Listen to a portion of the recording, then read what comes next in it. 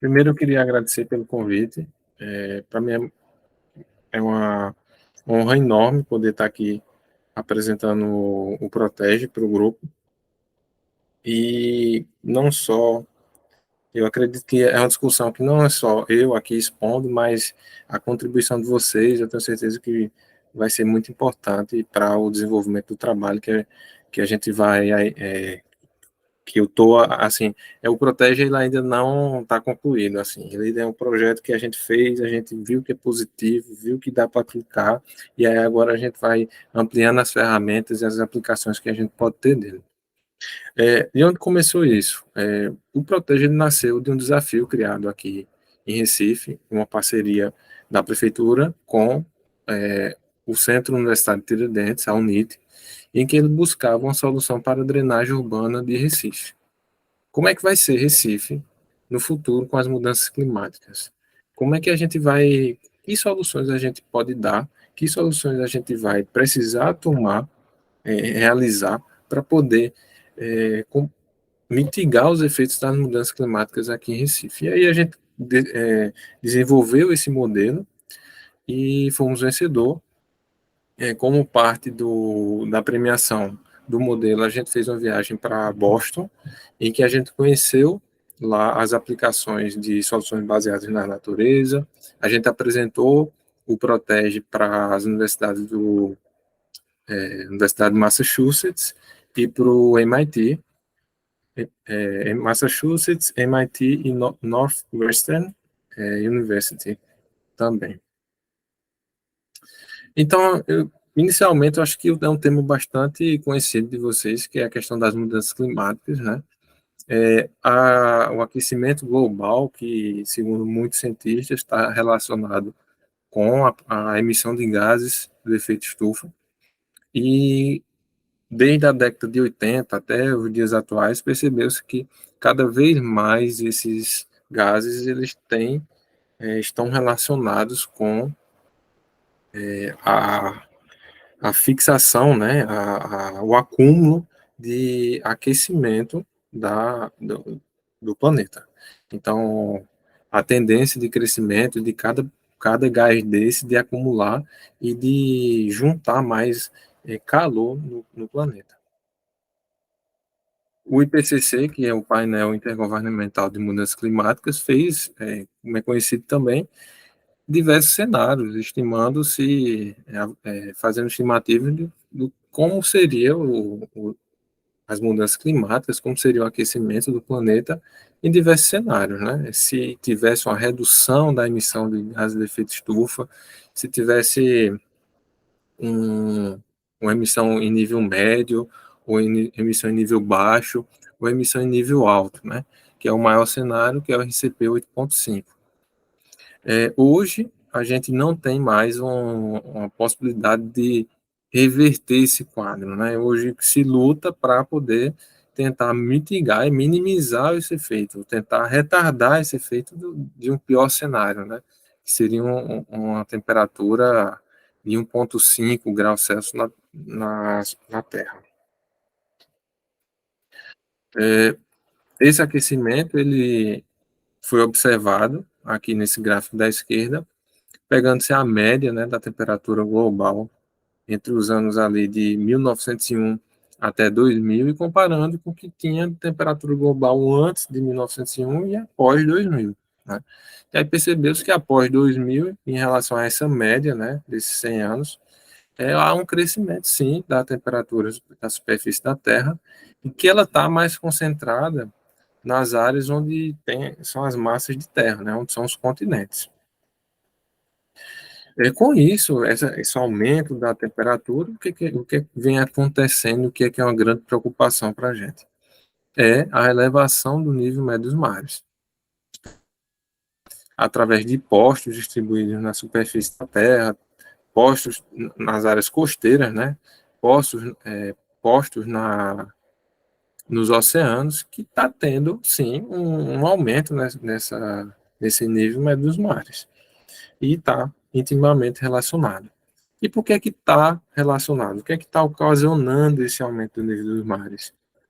Um primeiro ponto diz respeito ao aquecimento dos oceanos. Né? Quando você esquenta um volume de água, ele tende a ter uma leve dilatação. Para um volume como é um volume dos oceanos, essa dilatação ela passa a ser relevante, a ponto de impactar e gerar esses aumentos no nível do mar.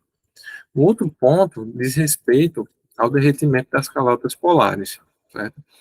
Nessa figura à direita, você percebe que no Ártico tinha uma extensão nessa linha amarela, uma extensão média entre 1971 e 2010, bem maior do que é hoje.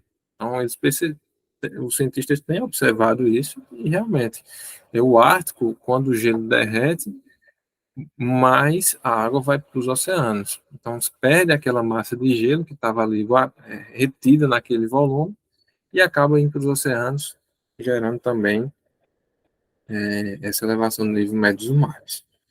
O outro fator também é o derretimento das geleiras. Né? Essa figura à direita mostra no Alasca uma geleira em 1941 e depois em 2004 mostrando o quanto ela derreteu ao longo desses anos e como ela perdeu massa, né? Como ela perdeu o gelo nesse tempo. E esse gelo foi para onde, né? Foi para os oceanos. Aí isso tem provocado também esse desequilíbrio no nosso planeta. E aí, se a gente observar como isso tem impactado as cidades em todo o mundo, a gente pode listar 10 cidades como as cidades mais preocupantes, né? Tem a cidade de Guangzhou, na China, Miami, Nova York, Nova Orleans, Mumbai, Nagoya, Tampa, nos Estados Unidos, Boston, Shenzhen e Osaka. São cidades que são bastante suscetíveis e vulneráveis às mudanças climáticas. Se a gente observar, existe uma série de ilhas, né, uma série de ilhas no Oceano Pacífico, e que ele vem sofrendo também com o impacto direto dessa elevação do nível dos mares. Se a gente observar que, assim, foi República das Ilhas Marshall, que foi feito um estudo e observou que 99% do país ficam abaixo de 5 metros. E que desde 1993 o nível do mar subiu em média 7 milímetros por ano. Então, o que acontece? As pessoas já estão tomando medidas para poder proteger suas habitações. Nesse caso, essa imagem mostra a construção de um muro isolando o mar, que antes era afastado, mais distante, das residências, né? Então, tentando justamente proteger dessas alterações climáticas e desse aumento do nível dos mares nessas regiões. Esse é um exemplo. E Recife, ela foi considerada, segundo o painel brasileiro de mudanças climáticas, como a 16ª cidade mais vulnerável do mundo às mudanças climáticas. Essa é a imagem daqui de Recife. Esse é um ponto crítico. Diversos estudos têm sido feitos para poder solucionar esse problema, mas só como exemplo, essa semana, domingo teve uma chuva que não foi nem tão grande aqui em Recife, acho que chegou a 80 milímetros em 12 horas, e ficou assim, do jeito que vocês estão vendo aí. Ficou bastante alagado, os carros tentam passar, mas não conseguem, né? E isso somatizado com o problema da elevação do nível dos mares. Recife, por ser uma cidade costeira, ela está sujeita às variações diárias do nível da maré. E quando a maré está alta, a tendência é de se ter maiores inundações. Se aumentar esse nível dos mares, o nível dos mares aqui para a região de Recife, a gente vai ter problemas ainda maiores. Então, estima-se que para Recife haja uma perda só por inundação direta de 33,7 km² do território. Existem estudos que mostram que há uma elevação de 5,6 milímetros por ano no nível médio dos mares. E segundo o IPCC, para o pior cenário, até 2100, vai ter um aumento de 70 centímetros. Existem alguns fatores que fazem que Recife tenha essa vulnerabilidade às mudanças climáticas. É só interromper um pouco. Quanto tempo eu tenho para a apresentação? 30, 40 minutos.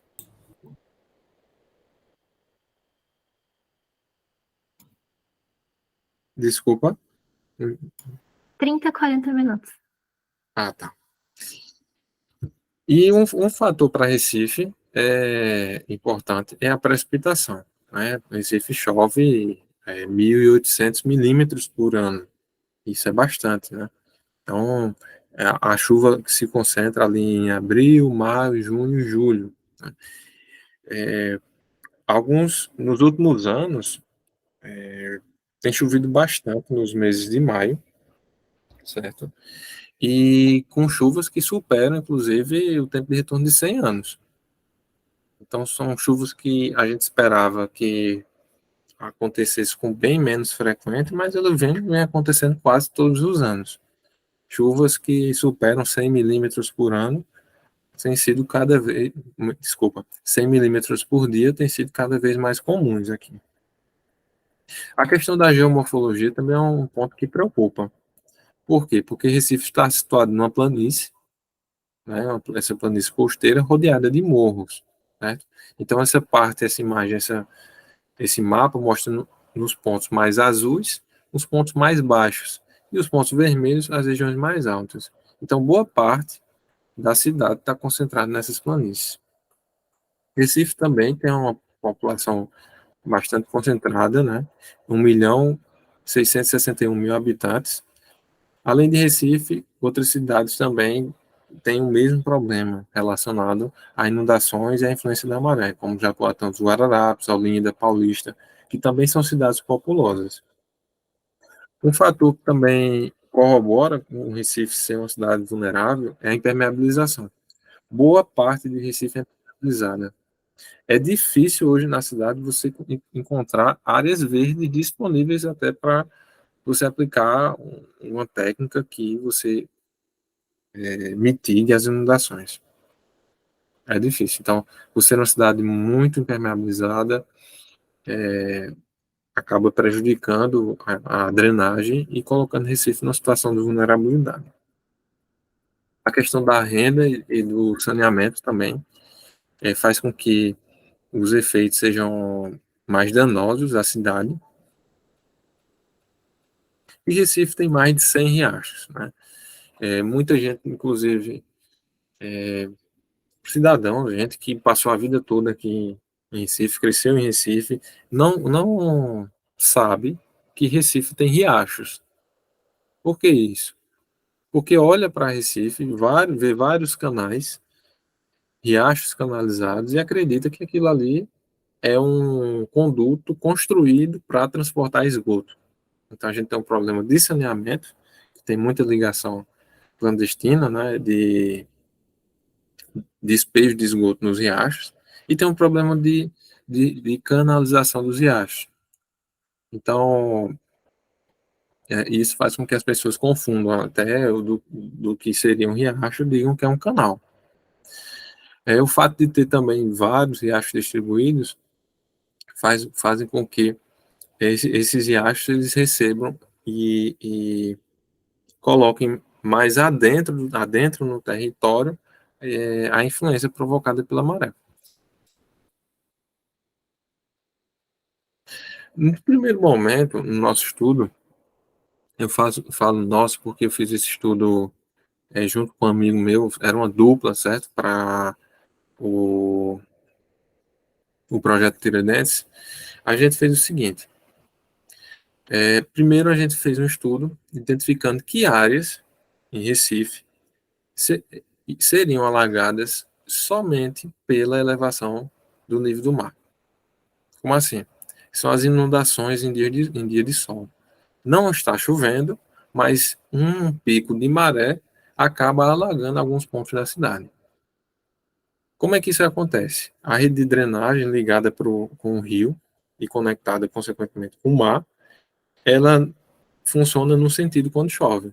Mas quando o nível do mar se eleva, a gente tem o que chama de maré de retropropagação, que é lá dentro do sistema de drenagem, subindo pelas galerias, pelas tubulações e retornando pelas bocas de lobo, e aí causa inundações, certo?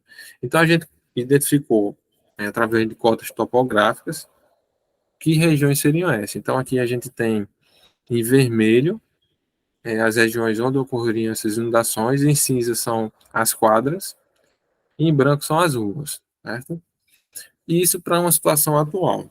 E como seria se houvesse, se confirmasse os aumentos de 70 centímetros esperado pelo IPCC? E aí a gente viu que, por Recife ter uma área bastante baixa, ela estaria totalmente suscetível a essas inundações, aumentando consideravelmente as áreas inundáveis.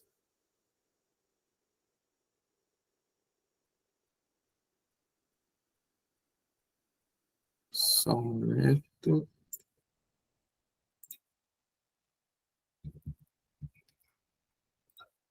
Ok. E aí a gente fez uma estimativa. Ah, sim, aqui tá. Esse é para uma área de Recife, esse aqui é para outra área. É o bairro de Boa Viagem, que é um bairro bastante conhecido na zona sul de Recife. E assim, se a gente observar na figura do lado esquerdo como é hoje e como ficaria no futuro com um aumento de 70 centímetros no nível médio do mar, você percebe que é um problema real, é um problema que a gente precisa se preocupar o quanto antes. E a gente fez essa lista, né? Como é que se distribui? Identificamos que o principal bairro, um dos principais bairros são Boa Viagem, Biribeira, Afogados, que mais vão sofrer no cenário futuro, que já sofrem no cenário atual, que vão sofrer ainda mais no cenário de futuro de mudanças climáticas. E esse problema é um problema só de Recife. A gente observa que no Brasil são 280 municípios que são litorâneos. Desses, 12 são capitais em que moram 33 milhões de pessoas. Então a gente percebe que vai ser um problema não só daqui de Recife, mas de todos esses municípios que têm a drenagem ali conectada com a maré. E aí a gente encontra uma solução para resolver esse problema. A gente pensou nisso. Que solução desenvolver, né? A gente foi observar quais soluções tem hoje. E a gente percebeu que existem várias, né? Você pode construir um muro e aí você isola a casa e você protege aquela região. Você pode elevar a casa e acomodar para que o nível do mar ele não afete a casa, porque você elevou. Você pode aterrar e avançar para que ele não o nível do mar ele não impacte nas atividades, ou você pode realocar, né? Você recua e você se distancia agora desse novo nível em que o mar alcançou. Existem outras possibilidades também. Você pode isolar a casa vai ficar lá. Só que você faz um flood proofing, você isola toda a casa, que faz com que mesmo que a água entre em contato com a casa, ela não tenha problema, né? Porque ela vai estar ali meio que impermeabilizada. Você pode subir, existem exemplos de casas com estruturas anfíbias, né? Você, em determinado momento, a casa ela flutua se o nível daquela inundação subir. Você pode criar um sistema de proteção, tirar de locais em que estariam vulneráveis, sujeitos a dano e colocar numa região protegida. Bom, enfim, existem várias possibilidades de aplicação. Você pode usar estruturas de comportas. Aqui em Recife a gente tem estruturas de comportas em que isola a maré entrar no sistema e aí quando chove o seu sistema tá disponível, né? Tá com a capacidade livre para poder receber água da chuva. Isso é uma possibilidade também.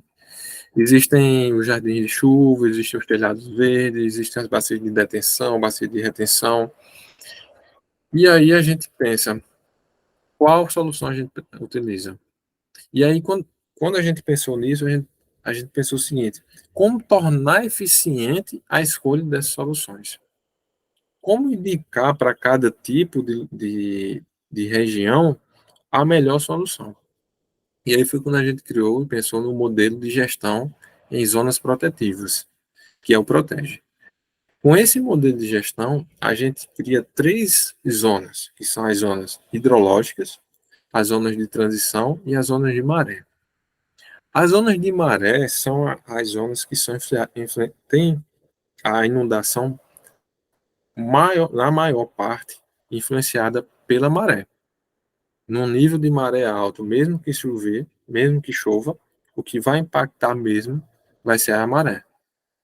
A zona hidrológica, por sua vez, já vai ser provocada pelo quê? Pela chuva, independente da condição de maré. A maré pode estar alta, a maré pode estar baixa. O problema naquela região da zona hidrológica vai ser a chuva. E aí a gente consegue identificar que técnicas a gente aplicaria para cada região. É senso comum da gente acreditar e entender que as regiões mais próximas do mar têm maior influência da maré. Mas aí nesse estudo a gente percebeu que não.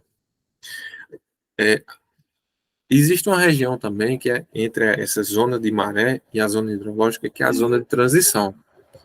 Essa zona ela tem mais ela não chega a ser só influenciada pela maré, como não chega a ser só influenciada pela zona hidrológica. Então ela permite ali a aplicação de técnicas tanto para a zona hidrológica quanto para a zona de maré.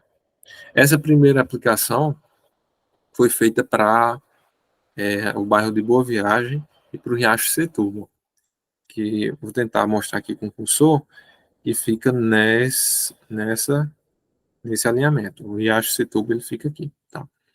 E aí a drenagem aqui dessa região é o seguinte, essa linha vermelha, essa faixa vermelha é a maré, e é desconectada desse riacho.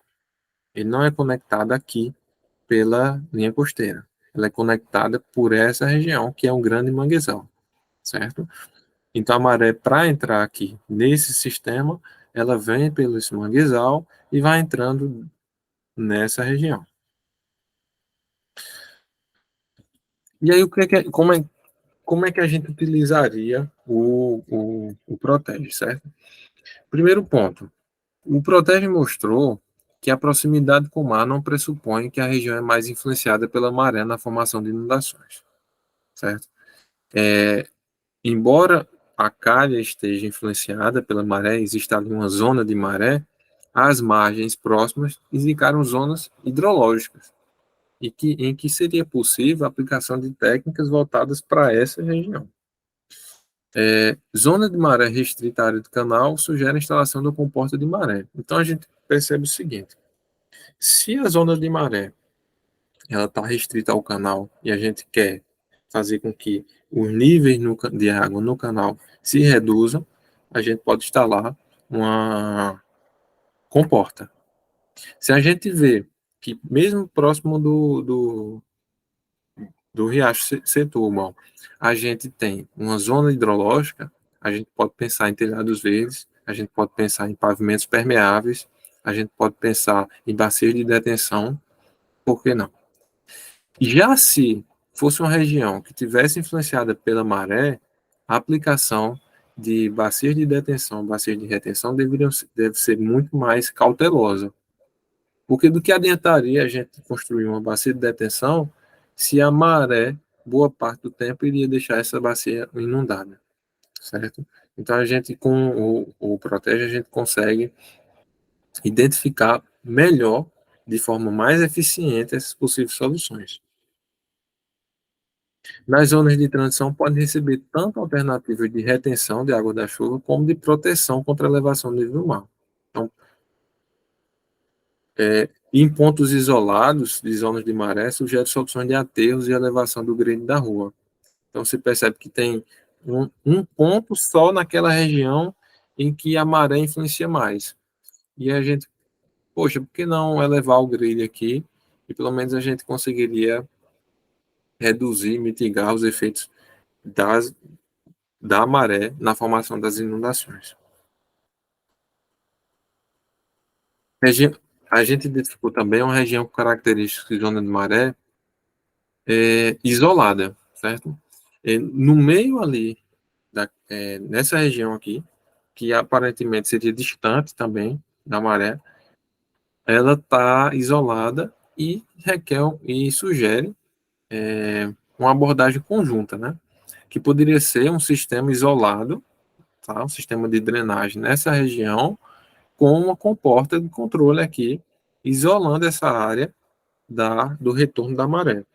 E aí, a maré não retornando, você tem o sistema de drenagem com sua capacidade plena disponível para, no momento em que ocorre a chuva, ela poder escoar. Uma região também mais distante do mar, mas com características de zona de maré. Também pode ter uma aplicação de uma comporta. Também não seria para essas regiões indicado pavimento permeável, por exemplo. Do que adianta você colocar um pavimento permeável se a maré é o que vai fazer ali já faria aquele pavimento ou aquele jardim de chuva atingir sua capacidade de filtração ou sua capacidade rapidamente. Então, se a ideia é utilizar aquilo ali para reter um pavimento permeável ou um jardim de chuva, o ideal é que seja usado em zonas hidrológicas.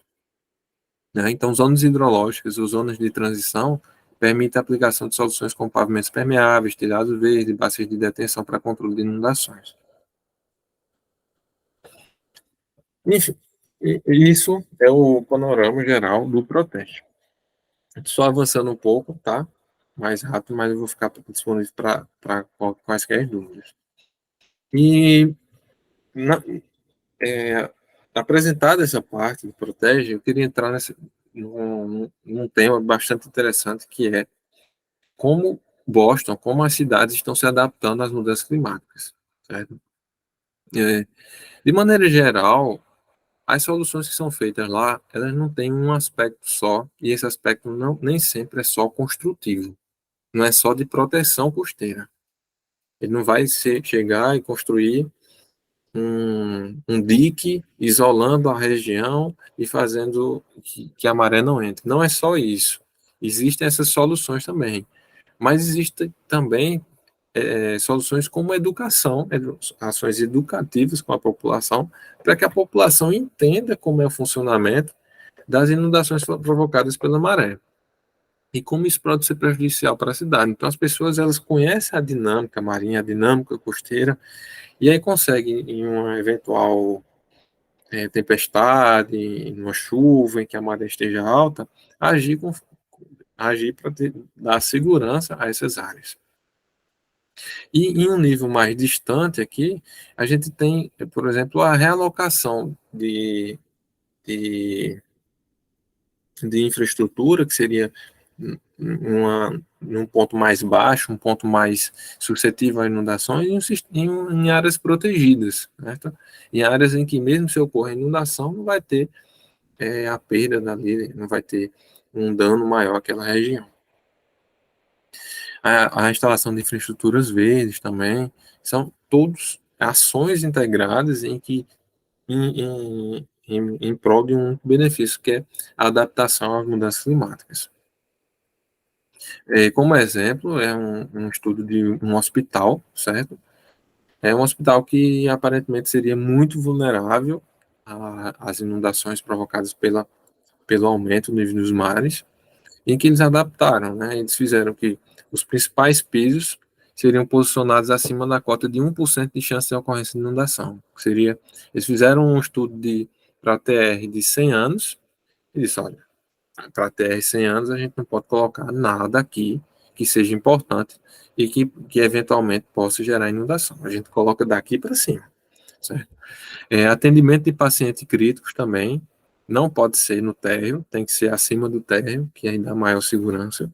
Equipamentos mecânicos, elétricos e de emergência no telhado e fora do perigo. Então, o prédio, o hospital, ele não pode deixar de funcionar se ocorrer uma inundação e afetar o térreo. Ele tem que estar funcionando mesmo com essa inundação. Um exemplo também lá para a cidade de Boston, na região de Charlestown, em que está se desenvolvendo esse projeto, né? É um projeto em que ele muda aquela concepção de o hard na engenharia dura, né? A engenharia de que simplesmente construiria um muro e numa cota bem elevada, e esse muro nessa cota bem elevada você construiria o que você quisesse naquele ponto. E aí eles estão começando a repensar isso, a entender essa região como uma região de costa, e como ser uma região costeira, ela não tem nada de ter vários muros altos, ele tem que ter uma região que realmente esteja condizente com a natureza que seria naquele ponto se não existisse uma cidade. Seria mais ou menos isso, né? Se não existisse uma cidade aqui, como é que a natureza se desenvolveria? Então, certo, a gente tem que desenvolver os nossos projetos em torno disso. A gente sabe como funciona a natureza e a gente tem que manter a natureza aqui, próximo dessas regiões também. Não tem por que a gente fazer um projeto e esse projeto não levar em consideração isso. Então, eles estudam o impacto das mudanças climáticas, estudam como o nível do mar vai chegar nessas regiões, e nessas áreas de transição, eles podem usar essas soluções de forma a garantir tanto um meio ambiente equilibrado quanto o dia a dia das pessoas na cidade. Outro exemplo é no Liberty Plaza, em que durante várias ocorrências de inundações, foi feito um estudo de topografia, e aí percebeu que nessas 4 setas eram os principais pontos de acesso da água no continente, na faixa costeira. E aí eles pensaram em um projeto em que eles conseguiam elevar essa região e, ao mesmo tempo, colocar estruturas de observação para as pessoas contemplarem a natureza, colocar uma pista de corrida, colocar áreas vegetadas, áreas com espécies nativas, né? Campos em que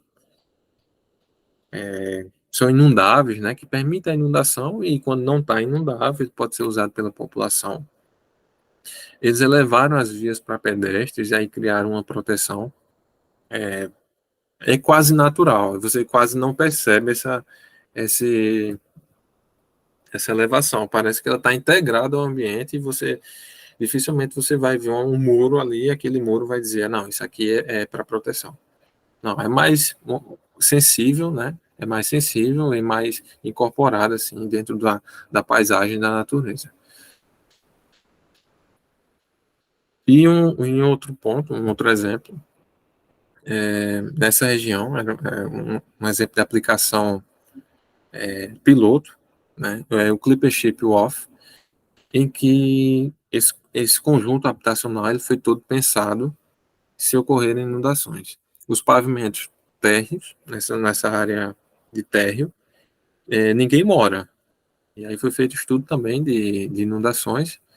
E o que é que funciona aqui embaixo? Funciona academia, funciona salão de festas, funciona qualquer outra coisa que, se tiver uma inundação, a atividade não vai comprometer tanto o dia a dia das pessoas, né? E aqui mais a fundo tem uma solução que ela foi pensada, saiu daquela ideia geral de você só construir, colocar um molde de pedras e você construir um muro e pronto. Não, aí eles pensaram que em uma solução que pudesse mais pensar ser aplicada com materiais da natureza, como pedras, como a vegetação, como areia, como a vegetação nativa. Então eles construíram esses degraus para justamente ver como a aplicação de técnicas baseadas na natureza poderia se comportar na proteção costeira. Então, dando certo aplicações como essa, eles podem repercutir em vários outros locais, reproduzir em vários outros locais. E o que é que eles querem para Boston? Eles querem a cidade inteira protegida, né? Não são só esses pontos, Charlestown, Clipper Ship Wharf, que são áreas vulneráveis, mas toda essa região de Boston. E aí, com a aplicação dessas técnicas, eles pretendem proteger todas essas regiões e integrando tanto a natureza, né, quanto a funcionalidade daquelas soluções. Então, eles permitem que a vegetação nativa cresça, eles permitem que a fauna também se desenvolva nessas regiões, e aí vão fazendo, quebrando aquele paradigma de uma cidade que o desenvolvimento não pode acontecer sem um ambiente sustentável. E qual o futuro que a gente quer para Recife ou para todas as cidades costeiras do Brasil? O futuro que a gente quer é um futuro que a gente consiga conciliar todas essas soluções, e o Protege ele está para ajudar. Então, o Protege ele consegue identificar essas regiões, identificar qual solução pode ser aplicada para cada ponto de forma bastante eficaz. Então, agradeço pela oportunidade, vou ficar disponível para dúvidas. Quem quiser conhecer mais, conversar comigo, eu estou no Instagram, tá? É eng.gastão e no LinkedIn gastão.cerquinha. Tá? Muito obrigado.